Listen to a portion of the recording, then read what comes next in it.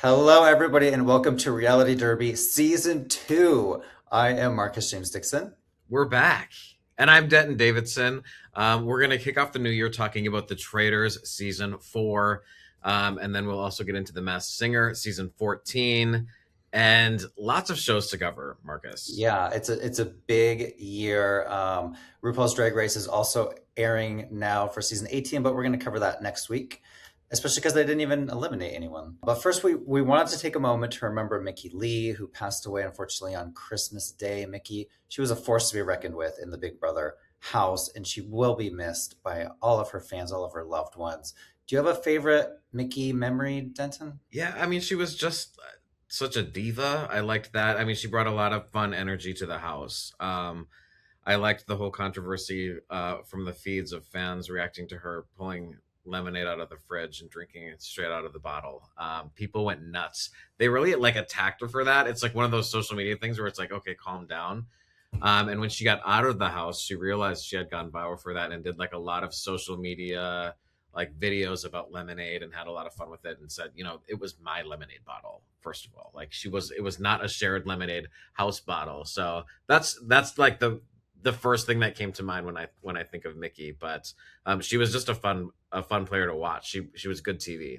Yeah, my first thought of her is when she overthrew Riley and he just threw that utter fit. And it's like, this is the game. She had a power, she overthrew, she used it. And then a week later, they were working together again. That just showed me how powerful she was in this house. Her social game was on fire. She was the last one, I think, eliminated before the jury. But yeah, Mickey, rest in peace. We loved you on the show. Okay, Denton, let's focus on The Traitors, season 4. Obviously, spoiler alert, we have seen the first 3 episodes, which all dropped on Peacock on Thursday, January 8th. They are so good. This show is back. It's so good. It's so back. Even the approach of them all coming to the castle. I love seeing everyone in the car and just the dynamic. It's a really interesting group of reality stars, and then some interesting characters that we know more than others, some we don't. Johnny Weir and Tara Lipinski. I'm still kind You're of obsessed. I'm obsessed with them. I like they're so much fun, and we have not seen the best of them. So I hope they last long enough to show us that because I have really high hopes for those two. I like that they're keeping their bond secret, but I don't know much about them, and I know they're close. So people in the house must know that they're close. I don't think people in the house know anything about figure skating. So they probably don't. I mean, they probably know they're both Olympians, but they're probably like, like I think they're like so focused on housewives and gamers that the figure skaters are like the last thing on their mind. Johnny cannot find a skull to save his life. What was going on there? I know. Who was in his cage? Was it Eric Nam? Eric. Yeah, poor Eric. He was just sitting there as everyone was escaping and getting out. And Johnny was just like frolicking through the woods. He also fell in the lake. So Johnny's a hot mess. The lake Yeah. was cold too. Like they were wearing like hats and coats, and he fell in that lake. So we have to ask him about that whenever we get the opportunity. Yeah, it looks pretty cold there in the Scottish Highlands. I don't think I would want to go. Oh, that was terrible. That accent was terrible. So let's start by talking about The Traitors, since that is what the show is called. No gamers this year, which I'm disappointed because we've had, season 1 was Sari from Survivor. Season 2, we had Parvati from Survivor and Dan from Big Brother. Season 3, they were all gamers, like Danielle from Big Brother, Carolyn and Rob from Survivor. And then later Brittany was added in. I don't know if you count Bob the drag queen as a gamer, but most of them were gamers. And now this year we have 2 housewives and a Love Island. Do you think this is going to work? Well, I think here's the thing. I was thinking about this on my way into work today, and last year it was all gamers, and it was really fun and full of drama for like the first half of the show, and then once they like ate each other, like they were so aggressively like attacking anyone who mentioned their name, they would like they would kill them, and then they started eating each other. So halfway through the season, it went from the best season to I think probably the my least favorite of the first 3 seasons. Like it really piddled out in the end. So maybe the producers are taking the opposite approach this year and like letting the gamers like freak out from the other side, having no control on the game, and seeing how it works that way. I think it's a good idea, and I'm excited to see what happens with what's his name from Love Island. I've never seen this man in my life. So Rob. right, the other traitor from Housewives. I'm not as familiar with the Housewives either. Candace. I didn't know her, and I'm obsessed with her. Love Candace. She's really fun to watch. And then Lisa is Lisa. Everyone knows Lisa Renna. So her I was expecting, and she's also like probably the first one that's gonna be. I agree with you. I think of these three, Rob, Lisa, and you're right, Candace. I think Lisa will be the first one out. I think some people are already suspecting her. I mean, in the first episode, Candace was throwing her under the bus before she knew that she was a traitor, which was kind of funny. When I first saw Rob, I was like, they'll never make that guy a traitor. So that's probably really good for him because everyone's probably thinking about that. But let's talk about how stupid everyone else is playing and making themselves look like such traitors that will never get to the traitors. And that was Portia, who literally was talking about like everyone that we had killed. Like she misspoke frequently Yeah. with the wrong language and made people think she was actually like a slip of the tongue. So she was the first banished. Yeah, I mean, what were your thoughts on that situation? I mean, it's funny because she didn't even realize she had done that mistake. And then Rob Funches brings it to the table. And I thought, like, a really, really amazing way, laying out the evidence line after line. And then they think that he's a traitor for laying out the evidence. I'm like, what is wrong with these people? He's clearly not a traitor. And then Michael Rappaport, love him or hate him, he's making good TV, but he made the same mistake saying, we killed Ian. And it's like, I'm sure the moment he said that, he started kicking himself. But I don't Michael think should be Portia even better. realized. Michael, like he's a fan of these shows. He should know better. But I think he's really focused on just making really good TV, and he's succeeding at it. I will give him credit. He is making this so much more fun. The way him and Yam Yam are going after each other is, I already love this rivalry. I will say when so they named the three traitors, and then there was a secret traitor that we didn't even know about, like as viewers. Loved it. And I loved that twist too. Yam Yam to me looked so guilty. He was Oh, having this discussion with Monet Exchange. He wouldn't look her in the eye. I find his energy like so off putting in this show. Like, I don't know how he won Survivor, but I wouldn't trust a thing he's saying because just the way he carries himself is just, I don't trust the guy. So I was shocked then when we found out he was not the secret traitor because I was convinced that he was. yeah. So at the end of episode three, they reveal that it's Donna Kelsey. And I I was really shocked by that, but then I look back and I'm realizing it's the editing. The editing did purposely, I feel like, make it look like Jem Jem was the secret traitor, and we didn't get any evidence or hints at all that Donna was. But clearly, the people in the castle realized it was her because it was almost a unanimous vote. So I wonder what the purpose of the editing was to make the audience so out of the loop on what was going on with Donna that she was not even on my list. The reason I sort of like was skeptical about it being Yam Yam is she was nominating a lot of gamers and Survivor players, and I don't think Survivor players were gonna go after each other like the first round. And he had put Rob. Oh God, people are gonna be so mad that Rob C from Survivor is out, and Ian. I mean, these are Yeah. Ian, a Big Brother winner. These are two of the gamers people were most excited to see on the show. For them to leave in the first couple episodes, that's a hard pill to swallow. It is devastating. And we are recording this before we see the reactions from people, like viewers. And I bet you're right. They're going to be really, really angry, especially Rob, because he didn't get called to be on Survivor 50 when he really should have been. And I do feel like the traders were like, oh, well, he's available. We're going to take him. And now to go out in episode two or three is very disappointing. And especially because he was on fire. He knew there was a murder in plain sight happening. He's that smart, he's that savvy, but he's out. He was murdered. And I will say, usually the murder in plain sights, I usually love them because I remember when Parvati had to like poison a chalice and give it to somebody. This one, they just had to like open a secret vault and take a card and burn it. Like they didn't have to poison anyone or do something to anybody. So I feel like that was kind of a missed opportunity.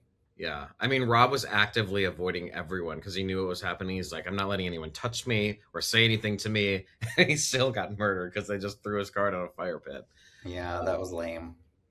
Portia is also probably sad for people because I'm not a housewives person, but I do know that she's one of the most popular and is known for like her quick mouth. So she's probably some good TV, although she wasn't very good on the round table. Like she did not defend herself well and she didn't attack anyone well. So for being like one of the star housewives, I was a little disappointed in like her game, I guess. Mm. My favorite housewife of all time is Phaedra Parks. They need to bring Phaedra back. I want an All Stars Traitors. It's too soon. We're on season 4. We can't have all stars already. Okay, so the other gamers that are still on the show are Natalie from The Amazing Race, Jam Jam we mentioned from Survivor, and then Tiffany from Big Brother. I think those are the only three.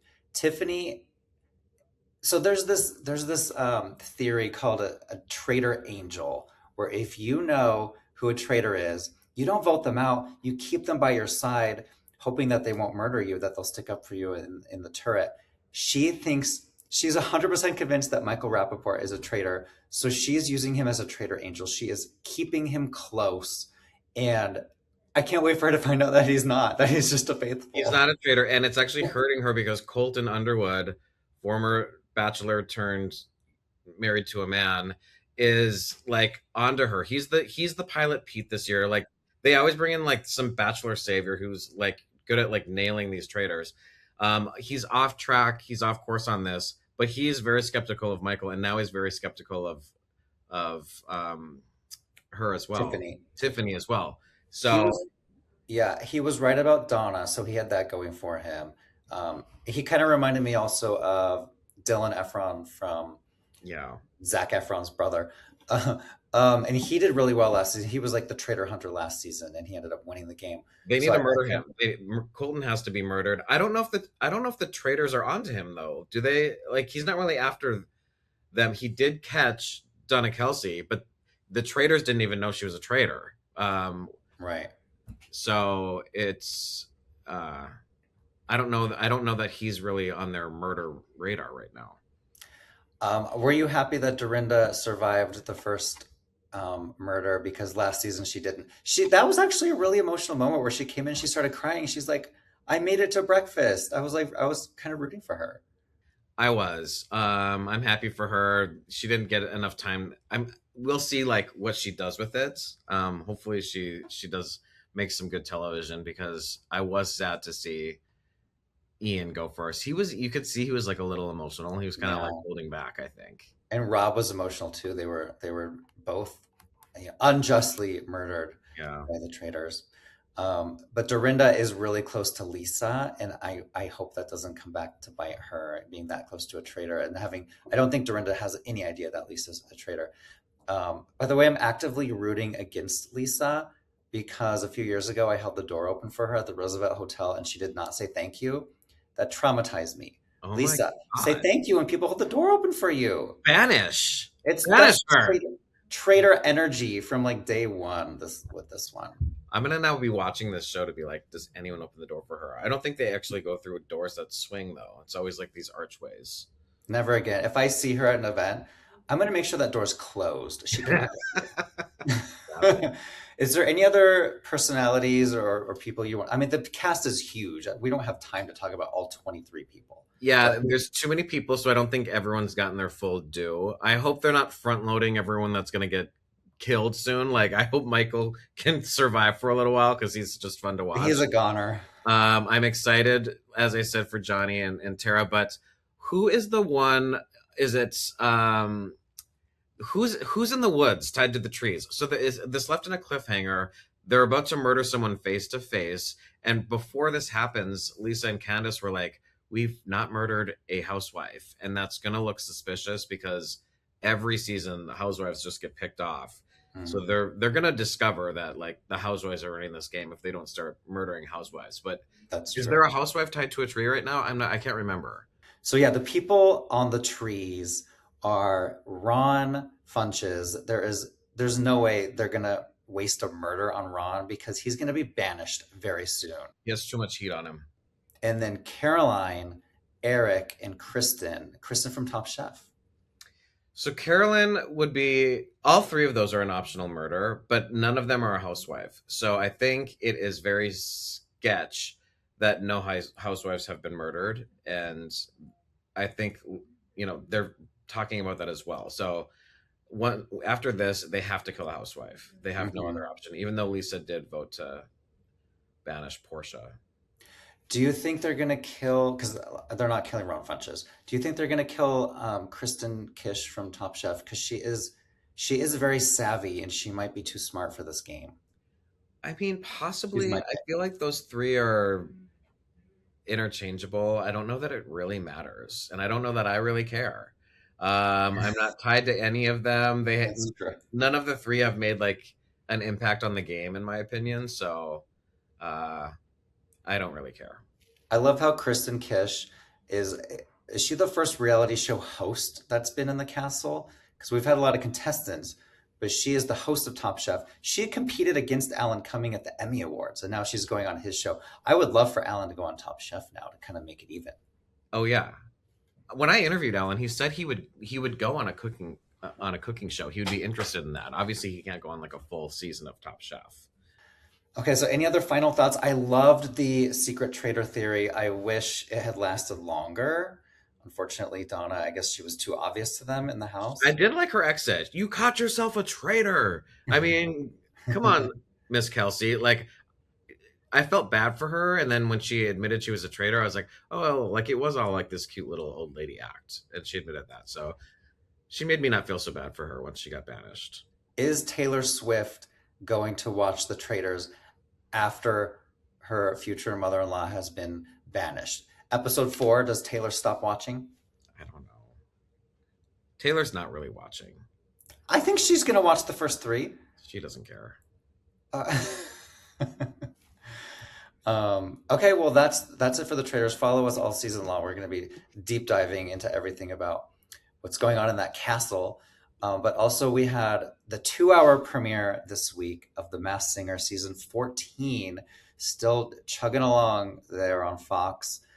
Um, He sounds so excited. Chugging I, along.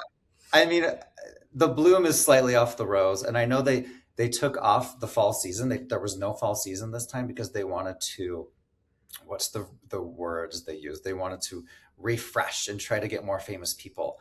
We've seen one elimination. Do you think it was worth the wait, Tintin? No, uh I don't think that's like what we were going for. Like David Ortiz was not like the the huge star they were hoping for as the first eliminated contestant.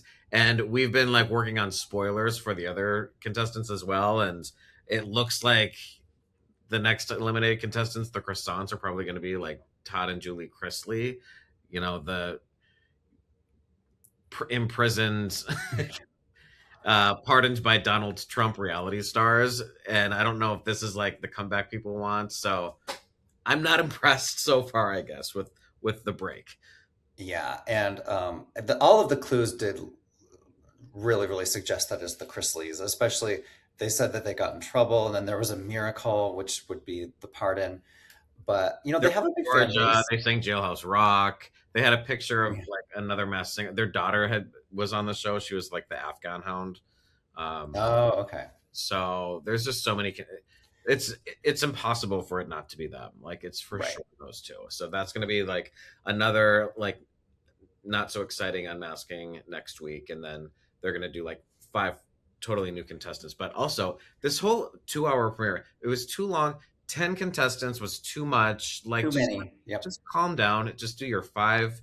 Do an hour. Take your time. Calm down. Like it's just too much. Like we don't want to see all that right now. It's too I much. did like the new format though of putting kind of two against each other, and then the winner would advance and the loser would be in the bottom five. And you mentioned to me the other day, there is no format on the show that has ever lasted like more than a season or two. They change the format every effing year. The worst thing about it, I think, that is that has definitely changed since the beginning is that the microphone or the sound system, whatever it is so auto-tuned that like I don't care who it is, you can barely recognize the sound of their voice. Like the Yeah. singing sounds so fake. Even Rita Ora, who is singing live, Oh, I had to they were close my singing ears. Golden from K-pop Demon Hunters. Um, and it was awful. Like it sounded terrible, and it sounded like she was singing through a fan. Like, Yeah, the golden performance was not good. And I'm not picking on them for their voices.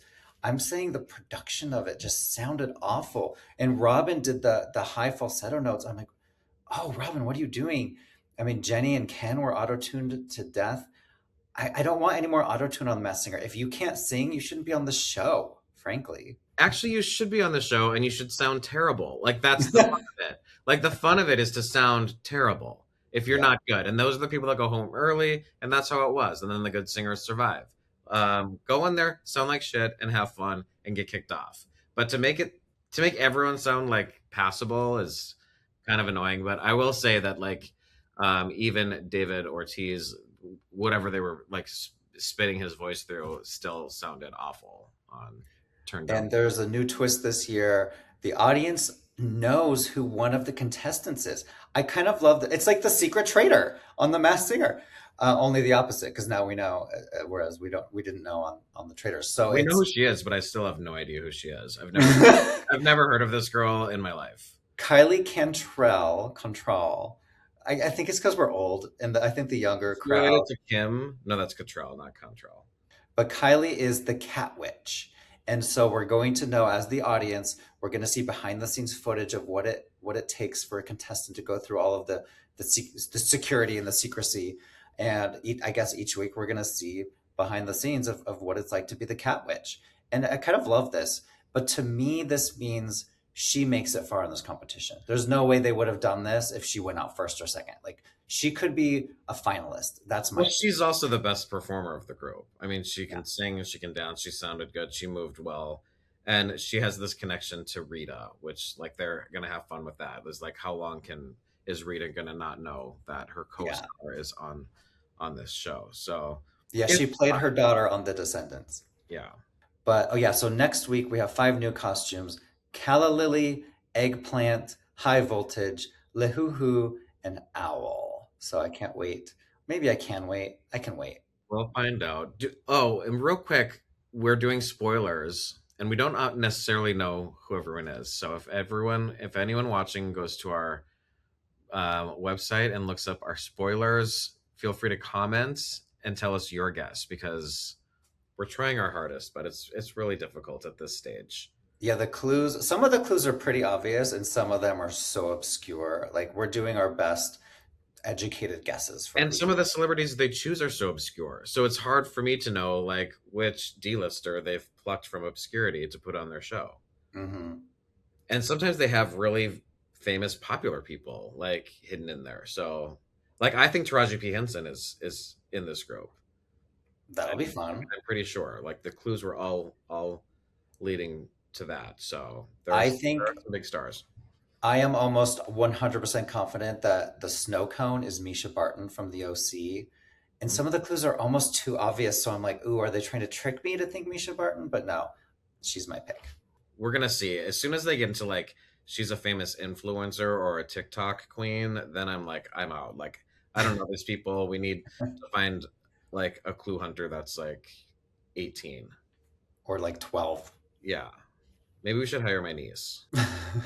Okay, thank you everybody for watching Reality Derby. We will be back next week to talk even more reality shows.